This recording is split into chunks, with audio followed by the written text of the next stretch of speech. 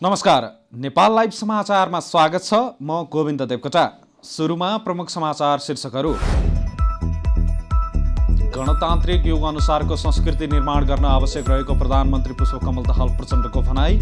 अबको अनुसन्धान परम्परा धान्नमै सीमित भए अपेक्षित सफलता हासिल गर्न नसकिने दाबी। चित्त बुझ्ने गरी काम नगरे अहिलेको सत्तारूढ गठबन्धन फेरिन सक्ने काङ्ग्रेस महामन्त्री गगन थापाको संकेत। सरकार छाड्नुपर्छ भन्ने डरले चुनाव अघि गठबन्धन गर्नु काङ्ग्रेसको गल्ती भएको दाबी। आगामी 2084को चुनावमा आफ्नो पार्टीलाई पहिलो बन्नबाट कसैले रोक्न नसक्ने राष्ट्रपा सभापति रवि लामिछानेको दाबी। आफ्ना आलोचकलाई गाली गलौज नगर्न समर्थकलाई आग्रह। रुसकै निजी सैन्य कम्पनी वाग्नर समूहले नियन्त्रणमा लिन थाल्यो रुसको सहर। विद्रोह रोक्न वाग्नर समूहका सैनिकको सुरक्षा ग्यारेन्टी दिने रुसी सेनाको उद्घोष। र आइसिसी विश्वकप छनौटमा समूह चरणको अन्तिम खेलमा नेदरल्यान्डसँग नेपाल पराजित। विश्वकप सपनामा लाग्यो पूर्णविराम। सुपर 6 मा पनि पुग्न असफल।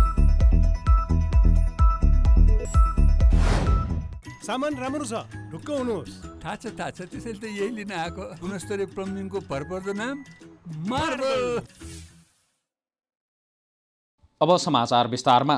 प्रधानमन्त्री पुष्पकमल दाहाल प्रचण्डले सङ्घीय समानुपातिक गणतान्त्रिक युग अनुसारको संस्कृति निर्माण गर्नुपर्ने आजको आवश्यकता भएको बताएका छन्। शनिबार नेपाल प्रज्ञा प्रतिष्ठानको 66औं वार्षिक उत्सव कार्यक्रमको पूर्व सन्ध्यामा आयोजित कविता महोत्सवलाई सम्बोधन गर्दै प्रधानमन्त्रीले यस्तो बताएका हुन्। उनले ज्ञान तथा साहित्य कलालाई पछिल्लो समयमा विकास भएका आधुनिक ज्ञान र चिन्तनका सापेक्षतामा विकास गर्दै अघि बढ्न सके मात्र अपेक्षित सफलता हासिल गर्न सकिने बताएका छन्। यस्तै अबको अनुसन्धान तथा सिर्जना परम्परा धान्नमा सीमित हुन नहुने उनको भनाइ थियो। साथै प्रधानमन्त्री दाहालले सामाजिक संरचना राजनीतिक व्यवस्थामा भएको परिवर्तनलाई संस्थागत गर्न सोही अनुसारको सांस्कृतिक रूपान्तरण अभियान जरुरी रहेको बताएका छन्। नेपालका कतिपय उन्नत सांस्कृतिक परम्परा यहाँको माटोमा सिर्जित र विकसित ज्ञान तथा साहित्य कला र साहित्य चिन्तनलाई पछिल्लो समयमा विकास भएका आधुनिक ज्ञान र चिन्तनका सापेक्षतामा विकास गर्दै अघि बढ्न सके मात्रै हामीले अपेक्षित सफलता हासिल गर्न सक्नेछौँ, प्रधानमन्त्री प्रचण्डले भनेका छन्। नेपालका कतिपय उन्नत सांस्कृतिक परम्परा यहाँको माटोमा सृजित र विकसित ज्ञान तथा साहित्य कलालाई साहित्य चिन्तनलाई पछिल्लो समयमा विकास भएका आधुनिक ज्ञान र चिन्तनका सापेक्षतामा विकास गर्दै अघि बढ्न सकेमा मात्र हामीले अपेक्षित सफलता हासिल गर्न सक्नेछौँ। उनले अबको सिर्जना अबको अनुसन्धान केवल परम्परा धान्यमा मात्रै सीमित हुन नहुने बताए। यथास्थितिवादी सौन्दर्य चेतनाले मात्रै अब पुग्ने स्थिति नभएको उनको भनाइ छ। आज नेपाली समाजको सामाजिक संरचना र राजनीतिक व्यवस्थामा परिवर्तन आएको छ। सामाजिक संरचना राजनीतिक व्यवस्थामा भएको परिवर्तनलाई संस्थागत गर्न सोही अनुसारको सांस्कृतिक रूपान्तरण अभियान अघि बढाउन जरुरी छ, उनले भने।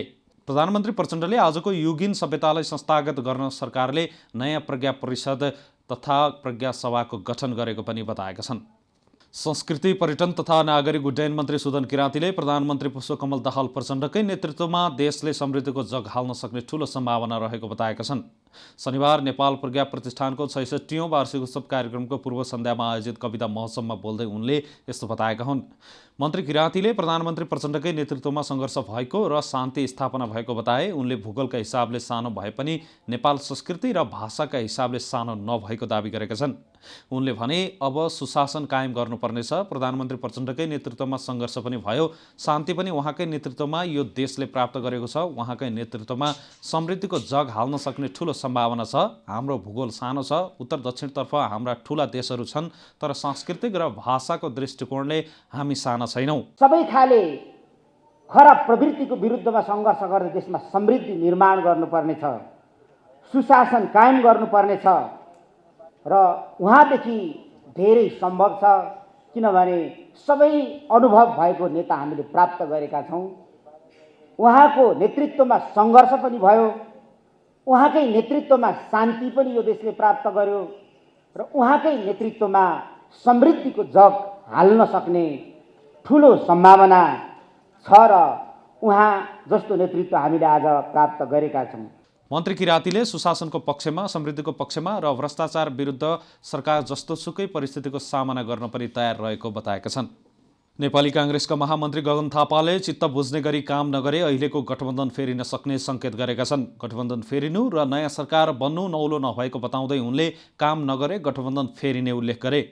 नेपाली काङ्ग्रेस काठमाडौँ 4 को क्षेत्रीय सम्मेलनलाई सम्बोधन गर्दै थापाले भने, हामी अहिले एक गठबन्धनमा छौँ।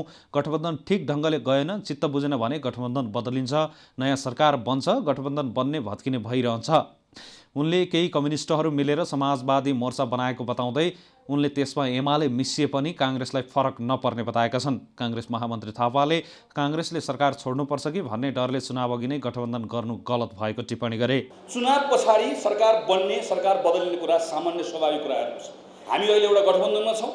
गठबन्धन ठिक ढङ्गले गएन, चित्त बुझेन, गठबन्धन बदलिन्छ, नयाँ सरकार बन्छ, कुनै अनौठो कुरा होइन, बन्छ, भत्किन्छ, भइरहेछ। तर तपाईँ निर्वाचनभन्दा अगाडि एउटा मतदातालाई त्यो पनि के कारणले चुनावमा हारिएला वा सरकार नबन्ला भन्ने डरले एउटा पार्टीमा लागेको व्यक्ति ज्यान गुमाउन तयार छ, हामी सरकार गुमाउन तयार भएन। के हुन्थ्यो कम्युनिस्ट पार्टी मिलेर 10 वर्ष सरकार चल्थ्यो, चलोस् न, ल अब चलोस्, समाजवादी मोर्चामा एमाले पनि थपियोस्, एउटै मोर्चा बनोस्, अरू माग्रेका सबै पार्टी बनेर एउटै सबै एकजना एक ठाउँ जम्मा भएर एउटै बनाउनु भएछ भने पनि त्योसँग काङ्ग्रेस लड्छ नि त, एक्लै लड्छ, जुझ्छ, जिते सरकार बनाउँछ, हारे चकटीमा बस्छ, चकटीमा पनि बस्नु नपाए भुइँमा बस्छ, फेरि उठ्छ, मैलो टक्टकाउँछ, फेरि उठ्छ, फेरि अगाडि बढ्छ। के बिग्रन्छ? सरकार छोड्न परे पनि नडराई एक्लै चुनाव लड्न काङ्ग्रेस तयार हुनुपर्ने बताउँदै उनले भने, चुनावमा लागेको एउटा व्यक्ति ज्यान गुमाउन तयार छ, तर सरकार गुमाउन तयार भएनौँ। राष्ट्रिय स्वतन्त्र पार्टी रासपाका सभापति रवि लामिछानेले 2084 सालको निर्वाचनमा आफ्नो पार्टीलाई पहिलो पार्टी बन्न कसैले रोक्न नसक्ने दावी गरेका छन्। शनिबार काठमाडौँमा आयोजित पार्टीको धादिङ काठमाडौँ सम्पर्क भेलामा बोल्दै उनले उक्त दावी गरेका हुन्। सभापति लामिछानेले 2084 सालको निर्वाचनमा पार्टीलाई मुलुकको पहिलो शक्ति बनाउनका लागि पार्टीका नेता कार्यकर्ताहरूले भने असल मानिसका लागि पदत्याग गर्न हृदय र सोच लिएर अघि बढ्नुपर्ने बताए। उनले भने, कुनै पनि बेला असल मानिसका लागि मैले अहिले लिइरहेको पद र जिम्मेवारी उसलाई दिएर म उसको सहयोगी हुन सक्छु। कम्तीमा 2084 सालसम्म यो हृदय र सोच तपाईँहरूसँग छ भने यो पार्टीलाई मुलुकको 1 नम्बरको पार्टी, पहिलो पार्टी बन्न कसैले रोक्न सक्दैन। उनले जान्नेलाई छान्ने काम गरियो भने राम्रा मानिसहरू पदमा आउने र त्यसले पार्टीलाई पहिलो शक्तिको रूपमा स्थापित गराउने तर्क गरे। सभापति लामिछानेले आफ्नो पार्टीलाई कुनै पनि ताकतले लडाउन नसक्ने जिकिर समेत गरे। लडे आफ्नै गोडामा अल्झिएर लड्ने हो भन्दै उनले यस्तो नहुने गरी अघि बढ्न पनि सिङ्गो पार्टीलाई आह्वान गरेका छन्। सभापति लामिछानेले नयाँ पार्टी र व्यक्तिहरू बीच फाटो ल्याउन ठूला दलहरूले सङ्गठित प्रयास गरिरहे पनि सफल हुन नदिने दावी गरेका छन्। जति पनि साथीहरूले अहिले जिम्मेवारी लिनुभएको छ, मेरो विनम्रतापूर्वक अनुरोध छ, त्यो जिम्मेवारी आफ्नो व्यक्तिगत चाहनाको लागि म त फलानु पार्टीको यो सदस्य हुने अथवा मेरो त पद यो हो नि भनेर एउटा भिजिटिङ कार्डमा गजब डेजिग्नेसन लेख्ने लोभमा पार्टीको पद ओगट्ने होइन कि साँच्चै नै त्यो पदको गरिमा बढाउनको निमित्त, मुलुकमा परिवर्तनको निमित्त यो अभियान सुरु भएको छ। म त्यो अभियानको एउटा सिपाही हुँ, म सिपाही भएर काम गर्न सक्छु। पद मेरो लागि ठुलो कुरा होइन, पदमा त्यही आउँछ जो जान्दछ, जान्नेलाई छान्ने भन्नुभयो भने बस पुगिहाल्छ। मैले बारम्बार भन्ने गरेको साथीहरूलाई लेखेर पनि राख्नु है, पार्टीमा ठुलो अक्षरमा बिर्सेलाउँ भनेर हिजो अस्ति पनि भनेको थियौँ कि हामी लड्यौँ भने आफ्नै गोडामा अल्झिएर मात्र लड्छौँ, नत्र अरूले हामीलाई लडाउने ताकतै राख्दैन। म यति भन्न चाहन्छु। उनले भ्रष्टहरूलाई समाप्त पार्ने अभियानमा आफ्नो पार्टी दृढतापूर्वक लागिरहने प्रतिबद्धता समेत दोहोर्याए। यस्तै सभापति लामिछानेले आफ्नो आलोचकलाई गाली गलौज नगर्न समर्थकलाई आग्रह गरेका छन्। उनले आफू गाली गर्न नहुने मान्छे नभएको पनि बताएका छन्। कसैले मलाई गाली गर्यो भन्दैमा तपाईँले पीर मान्नु पर्दैन, म गाली गर्नै नहुने मान्छे होइन। उनले भने, राजनीतिमा आइसकेपछि गाली ताली दुवै सहनुपर्छ। त्यसैले मलाई, मेरा लागि वा पार्टीका कुनै पनि नेतालाई कसैले गाली गर्यो भन्दैमा तपाईँले जाइ लाग्न केही पनि जरुरी छैन। उनले निर्वाचनका बेलामा पनि सृजनात्मक ढङ्गले प्रतिकार गरेको स्मरण गराउँदै अहिले पनि सोही शैली अपनाउन आग्रह गरे। हामीमाथि एकदमै धेरै आरोप छ। हाम्रा समर्थकहरू, हाम्रा सदस्यहरू सामाजिक सञ्जालमा ऐसुण छन्, असाध्यै धेरै गाली गलौज गर्छन् भन्ने एउटा आरोप लागेको छ। अब त्यो आरोप खपेर बस्न मिल्दैन, उनले भने। लामिछानेले राजनीतिक दलका रूपमा समर्थकहरूले जे मन लाग्यो त्यही भनिरहँदाखेरि त्यो दलको नेताहरूलाई त्यसको असर पर्ने समेत बताएका छन्। उनको आग्रह थियो, आएका गाली र आलोचनालाई त्योभन्दा तल गएर गाली गर्नु हुँदैन हो, आफ्नो नेतालाई बचाउनुपर्छ। सबैले आफ्नो नेतालाई बचाउँछन्। आफ्नो नेता इमानमा रहेको दिनसम्म बचाउने हो, इमान छोडेका दिन कसैले बचाउनु पर्दैन। रौतहटको राजदेवी नगरपालिका 3 स्थित बागमती नदीमा आएको बाढीका कारण टापुमा फँसेकाहरूलाई 8 घण्टापछि सकुशल उद्धार गरिएको छ। शुक्रबार साँझदेखि बाढीमा फँसेका चण्डिया गाउँका 3 महिलासहित 5 जनालाई शनिबार बिहान नेपाली सेना, नेपाल प्रहरी र सशस्त्र प्रहरीको संयुक्त टोलीले उद्धार गरेको हो। उनीहरू बागमती पारी खेत हेर्न र पशु लिएर गएका बेला लगातार वर्षा हुँदा बाढीमा फँसेका थिए। नदीको बीचमा टापु जस्तै छ। उक्त टापुमा बसेर शुक्रबार साँझदेखि राजदेवी 3 चण्डियाका 50 वर्षीय रामापति देवी, 37 वर्षीय ललिता देवी पटेल, 60 वर्षीय विलास दास र उनका 2वटा भैँसी, 50 वर्षीय करणशिला शाह र सर्लाही बलरा 2 जमुनियाका 60 वर्षीय केशर सहनलाई उद्धार गरिएको हो। जिल्ला प्रहरी कार्यालय रौतहटका प्रवक्ता डिएसपी उमाशंकर प्रसाद यादवले गाउँबाट पारी गएकाहरू बागमती नदीमा आएको बाढीले फँसेर जोखिममा छन् भन्ने सूचना पाएपछि नेपाली सेना, सशस्त्र प्रहरी र नेपाल प्रहरीको टोलीले उनीहरूलाई उद्धार गरेको जानकारी दिए। नेपाल लाइभ समाचारमा अब अन्तर्राष्ट्रिय समाचार।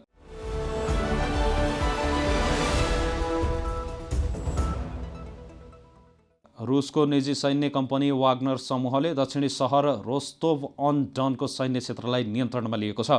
वाग्नर समूहका प्रमुख येवगेनी प्रिगोजिनले शनिबार आफ्ना सैनिकलाई रुसकै सहर रोस्तोभको सैन्य क्षेत्रलाई नियन्त्रणमा लिएको दावी गरेको बीबीसीले जनाएको छ। वाग्नर समूह रुसकै निजी सैन्य संस्था हो। रुसका लागि हजारौंको संख्यामा युक्रेनसँग लडिरहेको वाग्नर समूह अहिले रुसकै विरुद्धमा उत्रिएको छ। प्रमुख प्रिगोजिनले रोस्तोभ सहरका सैन्य क्षेत्रलाई नियन्त्रणमा लिएको सामाजिक सञ्जाल मार्फत दावी गरेका हुन्। उनले रक्षा मन्त्री सर्गेई सोइगु र जनरल वालेरी गेरासिमोभले आफूलाई नभेटेसम्म सहरमा नाकाबन्दी गर्ने र मस्कोतर्फ आफ्नो सैनिक बढ्ने बताएका छन्। उनले न्यायका लागि 25,000 सेना मस्कोतर्फ लागेको दावी गरेका छन्। प्रिगोजिनले आफूलाई रोक्न खोज्ने जो कोहीमाथि पनि आक्रमण गर्ने चेतावनी समेत दिएको बीबीसीले जनाएको छ। स्थानीय गभर्नरले नागरिकलाई घरभित्रै रहन भनेका छन्। प्रिगोजिनले रुसी सैन्य प्रमुखको आलोचना गर्दै आएका थिए। शुक्रबार भने आफ्ना सैनिकमाथि रुसी सैनिक प्रमुखले मिसाइल आक्रमण गरेको उनले आरोप लगाएका छन्। आफ्ना सैनिकमाथि आक्रमण गरेको भन्दै प्रिगोजिनले रुसी सैनिक प्रमुखलाई कारबाही गर्ने चेतावनी दिएका छन्। रोयटर्सका अनुसार वाग्नर समूहले भरोनेजमा रहेको सैनिक क्षेत्रलाई पनि नियन्त्रणमा लिएको छ। मस्कोमा सबै सामाजिक कार्यक्रम पनि रद्द गरिएको छ। यसबारे रुसी राष्ट्रपति भ्लादिमिर पुटिनले पनि जानकारी लिएको क्रेमलिन प्रवक्ताले बताएका छन्। जानकारी लिए लगत्तै उनले टेलिभिजन मार्फत सम्बोधन समेत गरेका छन्। पुटिनले सम्बोधन गर्दै वाग्नर समूहले देशद्रोह गरेको र कारबाही गर्ने चेतावनी समेत दिएका छन्। उनले यो विद्रोह देशको सेनाको पिठ्यूमा छुरा हानेको बताएका छन्। यस्तै रुसी सेनालाई उक्त समूह विरुद्ध पनि युद्ध गर्न आवश्यक निर्देशन दिइसकेको उनले बताए। त्यससँगै सेन्ट पिटर्सबर्गमा रहेको वाग्नरको कार्यालयमा रुसी सेना र प्रहरीले छापा समेत मारेको बीबीसीले जनाएको छ। यसैबीच रुसी सेनाले मस्कोको सैन्य नेतृत्व विरुद्ध विद्रोह गर्न रोक्न वाग्नर भाडाका सैनिकहरूलाई सुरक्षाको ग्यारेन्टी गर्ने बताएको छ। नेपाल लाइभ समाचारमा अब खेल समाचार।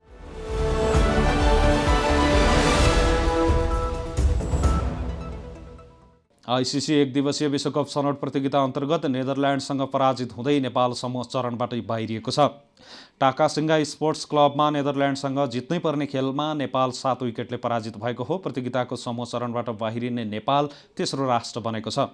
यसअघि नेपालसँगै समूह एमा रहेको अमेरिका तथा समूह बीमा रहेको युएई प्रतियोगिताबाट बाहिरिसकेका छन्। नेपाल बाहिरिएसँगै जिम्बाब्वे र वेस्ट इन्डिज पनि सुपर 6 मा स्थान बनाउन सफल भएका छन्। नेपालले दिएको 168 रनको लक्ष्य नेदरल्यान्ड्सले 27.1 ओभरमा 3 विकेट गुमाएर पुरा गर्यो। नेदरल्यान्ड्सको जितमा ओपनर म्याक्स ओ डाउटले 75 बलमा 8 चौका र 4 छक्काको सहयोगमा 90 रनको अर्धशतकीय इनिङ खेले। अर्का ओपनर विक्रमजित सिंहसँग मिलेर पहिलो विकेटका लागि 86 रनको शानदार साझेदारी गरे। सिंहले 43 बलमा 3 चौका र 1 छक्काको सहयोगमा 30 रनको योगदान गरे। सिंह सन्दीप लामिछानेको बलमा आउट भएका थिए। तेस्रो विकेटका लागि ओ डाउनले वासडी लिडासँग 68 बलमा 62 रनको साझेदारी गरे। वासडी लिडाले 39 बलमा 6 चौकाको सहयोगमा अभिजित 41 रन बनाए। नेपालका लागि सन्दीप लामिछानेले 2 तथा गुलसन झाले 1 विकेट लिएका थिए। त्यसअघि पहिले टस हारेर ब्याटिङ गरेको नेपाल 44.3 ओभरमा 167 रन बनाउँदै अल आउट भएको थियो। नेपालका लागि कप्तान रोहित पौडेलले 55 बलमा 3 चौका र 1 छक्काको सहयोगमा सर्वाधिक 33 रन बनाएका थिए। नेपालका ओपनर आसिफ शेख तेस्रो ओभरको दोस्रो बलमा 0 रनमा आउट भएका थिए। नेपालका लागि ब्याटरका बीचमा कुनै पनि सम्झना लायक साझेदारी हुन सकेन। सन्दीप लामिछानेले 33 बलमा 4 चौकाको सहयोगमा 27 रन बनाएका थिए। ओपनर कुशल भुर्तेलले 42 बलमा 2 चौकाको सहयोगमा 27 रन बनाएका थिए। भीम सार्कीले 56 बलमा 1 चौकाको सहयोगमा 22 रन बनाए। दिपेन्द्र सिंह एरीले 14 तथा कुशल मल्लले 12 रन मात्रै बनाए। नेदरल्यान्ड्सका लागि लगन भान विकले 4 तथा वासडी लिड र विक्रमजित सिंहले समान 2-2 विकेट लिए। क्लेटन फ्लोएट र आर्यन दत्तले समान 1-1 विकेट लिए। सुपर 6 मा पुग्न नेदरल्यान्ड्सलाई हराउनै पर्ने नेपालको यात्रा यतिमै रोकिएको छ। जितसँगै नेदरल्यान्ड्स भने सुपर 6 का लागि छनौट भएको छ। सुपर 6 मा प्रवेश गरेको नेदरल्यान्ड्सको 1 दिवसीय विश्वकपमा छनौटको सम्भावना समेत जीवित रहेको छ। नेपाल पहिलो खेलमा जिम्बाब्वेसँग 8 विकेटले पराजित भएको थियो। दोस्रो खेलमा अमेरिकालाई 6 विकेटले हराएको थियो। नेपालले तेस्रो खेलमा वेस्ट इन्डिजसँग 101 रनको फराकिलो हार बेहोर्न पुगेको थियो। सामान राम्रो छ, ढुक्क हुनुहोस्। थाहा छ त्यसैले त यही लिन आएको। गुणस्तरीय प्लम्बिङको भरपर्दो नाम मार्बल। समाचारको अन्त्यमा प्रमुख समाचार शीर्षकहरू फेरि एकपटक। गणतान्त्रिक युग अनुसारको संस्कृति निर्माण गर्न आवश्यक रहेको प्रधानमन्त्री पुष्पकमल दाहाल प्रचण्डको भनाई। अबको अनुसन्धान परम्परा धान्नमै सीमित भए अपेक्षित सफलता हासिल गर्न नसकिने दाबी। चित्त बुझ्ने गरी काम नगरे अहिलेको सत्तारूढ गठबन्धन फेरिन सक्ने काङ्ग्रेस महामन्त्री गगन थापाको सङ्केत। सरकार छाड्नुपर्छ भन्ने डरले चुनाव अघि गठबन्धन गर्नु काङ्ग्रेसको गल्ती भएको दाबी। आगामी 2084 को चुनावमा आफ्नो पार्टीलाई पहिलो बन्नबाट कसैले रोक्न नसक्ने रासपा सभापति रवि लामिछानेको दाबी। आफ्ना आलोचकलाई गाली गलौज नगर्न समर्थकलाई आग्रह। रुसकै निजी सैन्य कम्पनी वाग्नर समूहले नियन्त्रणमा लिन थाल्यो रुसको सहर। विद्रोह रोक्न वाग्नर समूहका सैनिकको सुरक्षा ग्यारेन्टी दिने रुसी सेनाको उद्घोष। र आइसिसी विश्वकप छनौटमा समूह चरणको अन्तिम खेलमा नेदरल्यान्डसँग नेपाल पराजित। विश्वकप सपनामा लाग्यो पूर्णविराम। सुपर 6 मा पनि पुग्न असफल। नेपाल लाइभ समाचार आजलाई यति नै। हाम्रा अन्य कार्यक्रम नेपाल लाइभको Facebook page, YouTube channel, Twitter र हाम्रो वेबसाइट नेपाललाइभ.com मा पढ्न र हेर्न सक्नुहुनेछ। नमस्कार।